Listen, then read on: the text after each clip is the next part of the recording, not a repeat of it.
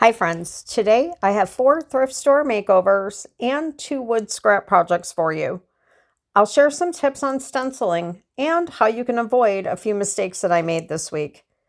So please feel free to share your stenciling tips with me, as I'm fairly new to the stencil world in terms of learning proper and advanced techniques, and I want to learn all that I can, so I thank you in advance for any and all of your suggestions.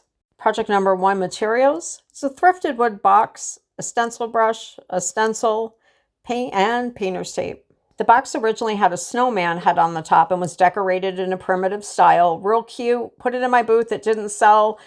So I sawed that off, painted up over the top, and it still didn't sell. So we're going to add this Black Crow stencil from Stencilsmith, anchor paint from Dixie Belle, and this amazing stencil brush. Now I am using packing tape. I did end up in this video. While I was filming this video, my painter's tape did come in the mail, but it's a textured wood surface, and it'll be fine with the packing tape. I just wanted to make sure that the stencil was on there nice and even and straight and tacked down. I do still hold it down with my hand as I'm going, which I highly recommend. Now, my hand does not really move that fast, but I sped up the video just so you guys could kind of see the process.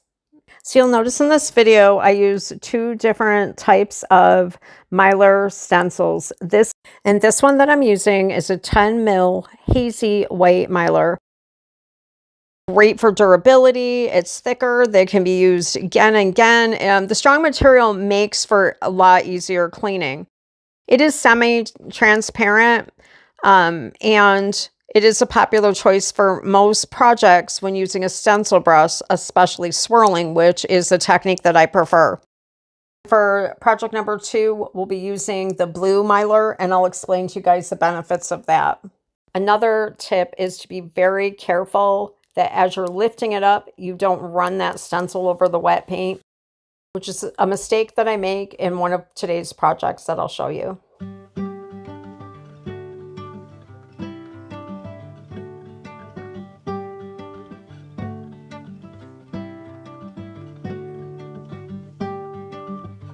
I just want to share with you guys real quick. I ordered from the Stencilsmith this week. Look at the cute little box and the sweet saying on the front.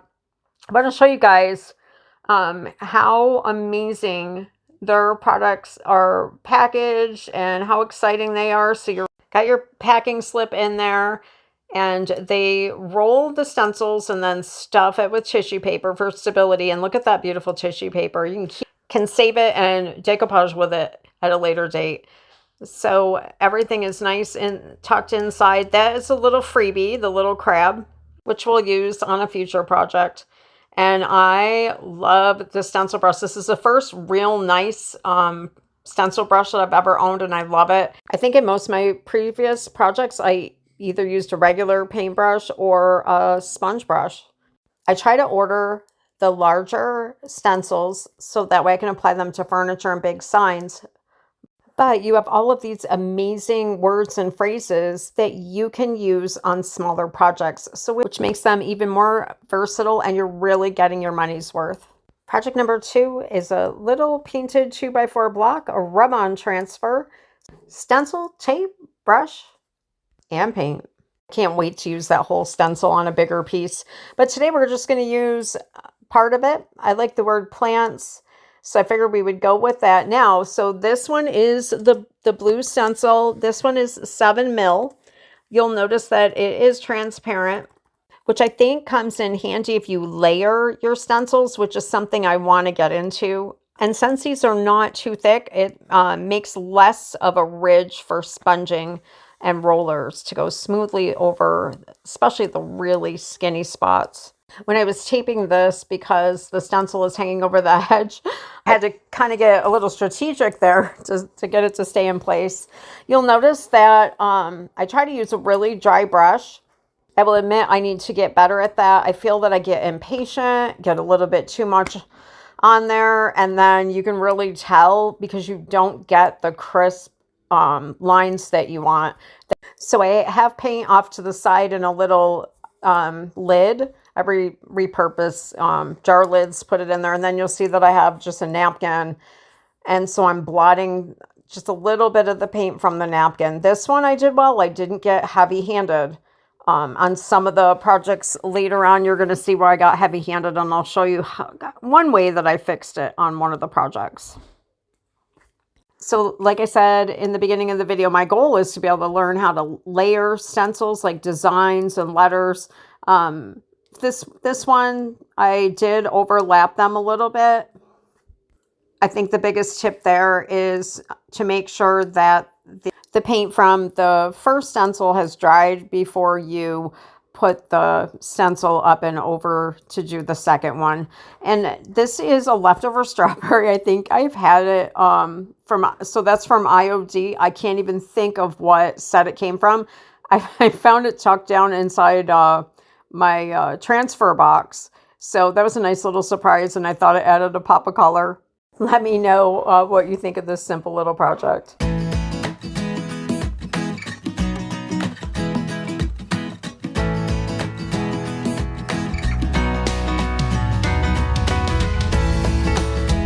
Project number 3, a wood wall rack that's missing the pegs, 3 wooden spools, stencil, tape, paintbrush, and it does help if you use a measuring tape. I actually eyeballed this one. Later on with 2 of the items that we're going to be doing, I do use the measuring tape. So let me know in the comments, do you usually measure things or do you eyeball them? I think I kind of craft like I cook. I'm one of those eyeballers. Sometimes it can backfire though. All right, so this thrifted little wall rack did not come with any of the pieces. I did lightly sand it. All right, so I'll share a mistake with you that I made on this piece. So here I am stenciling, and I feeling all good about the whole way that the piece came out. Went to turn it around to price it to put in my booth, and I put that on upside down, and the sawtooth is actually on the bottom.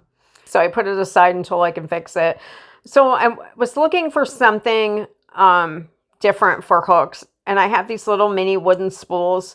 And then I thought, well, maybe I could do some vintage clothespins, but they were too long, kind of awkward. And then I had these wine corks, and I thought that would look really neat. But I ended up going with the little mini wood spools. And I'm using Gorilla Glue.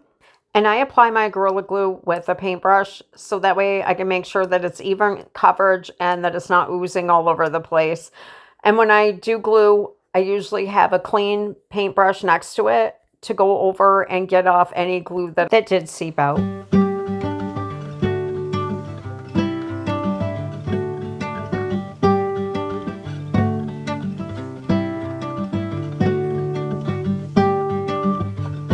So for this one, I used a seatless chair, a metal bucket, stencil, tape, brush, and paint. The chair was in beautiful condition other than the caning, so I decided not to touch the chair in any way with paint in case somebody wants to purchase it and refinish it.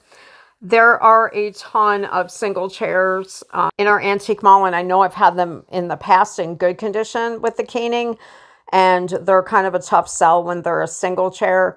So anyway, that's what I decided to do because it was in good condition and I want to be able to flip this stuff as fast as I can. So I taped the Black Crow stencil to the bucket, and I thought that this would be a nice addition and someone can put a plant inside of it. These are a huge seller for me in my booth. I did make a mistake, again, because I was rushing. And you'll notice that that C is very heavy. I got very heavy-handed with the paint. I need to just start slowing down and maybe applying like light layers. You guys will have to let me know. And I slid it. And when I slid the stencil right across from it, so you'll see that I blubbed up the C. Now, because it's such a slick surface, I took soap, water, and a Q-tip. And I tried to get the C off as much as I could.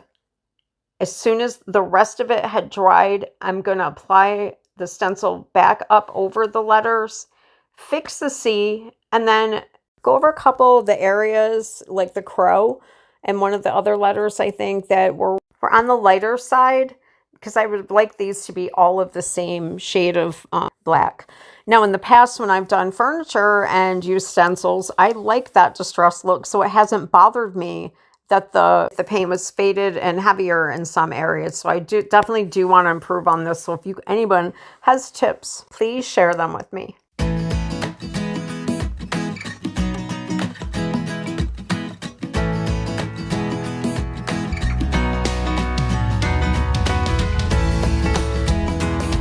For this project, I have an old 2x8 painted board, a stencil brush, stencil, tape, paint, and this one I definitely use some measuring tape on. It's definitely got that aged rustic vibe, but we're going to go with it. I did use black paint again on this project because I wanted a subtle look. So here I am just trying to line it up. I'm measuring on both sides of it, and I apologize I couldn't raise my tripod any higher than that. Now, when I do measure, I definitely go all in because I'll measure like 10 times before I actually am convinced that it is all lined up. You know, I moved that cup of coffee over there in the SpongeBob mug and never drank it. I got working on projects and like found it 3 hours later. I don't know if that happens to you guys. I would recommend using a contrasting color. The reason that I went with the black over the gray, my first thought was to put this piece over the back of my clawfoot tub and be able to put plants on top of it, because every week I go in and water all the plants, and I thought it would just be nice to apply waterproof to this piece and use it like that. And then I thought, oh, it'd be nice too to put little feet on it and use it down the center of my table and be able to put random things on there. But when I got it all done, I looked at it and I just think it's a nice big chunky sign. So, and it doesn't fit my clawfoot tub. I guess I should have measured first. It's too big on one side. So I'll come up with something else for that. And this piece is going to go in my booth. Okay. I was very careful to lift this up. I believe I was slowing down at this point. This was the last project that I did for the day. The next one I had done earlier. I put that wheelbarrow on and I did it reverse because I want them to be able to face them. So remember that any image, you can reverse it. So I'm measuring out where I put this one in because I want to put one on the opposite end going in the other direction, and I want to make sure that it's nice and even. So it did take me like 5 minutes to make sure that I have this on right. And another tip to share with you, because I learned the hard way, if I'm only using part of the stencil and I know that that paintbrush is going to get near one of the other cutouts, I do tape it off. And it only takes 2 seconds, and you can reuse the frog tape.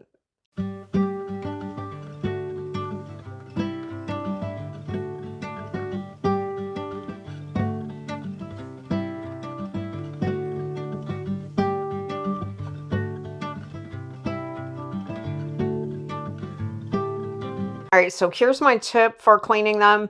Stencilsmith says use soap and water. I found that if I put cold soapy water in a spray bottle, spray it on there, and I should have let this set longer. I think I got impatient because I wanted to show you guys. Let it sit on there longer. I did put a paper towel, or you could use, you know, a cloth, any type of cloth under there. And the ink will transfer onto the cloth.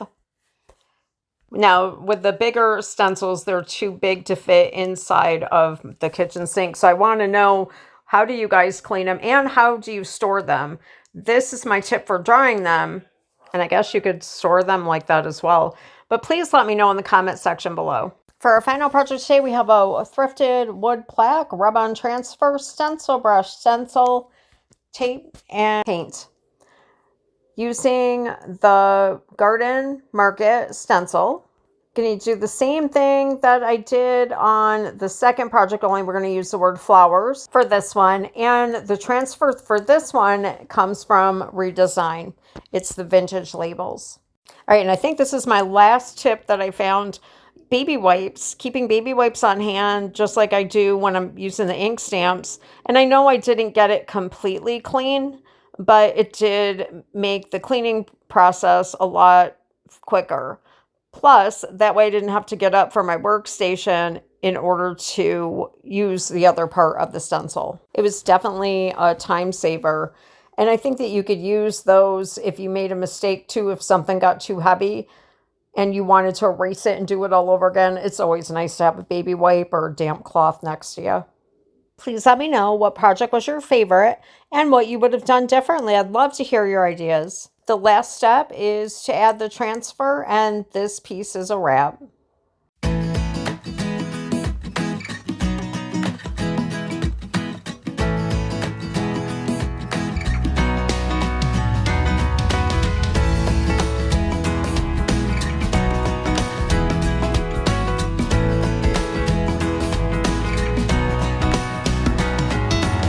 Friends, I want to thank you so much for joining me today. I hope you enjoyed this video. Have a super blessed week, and I'll see you soon.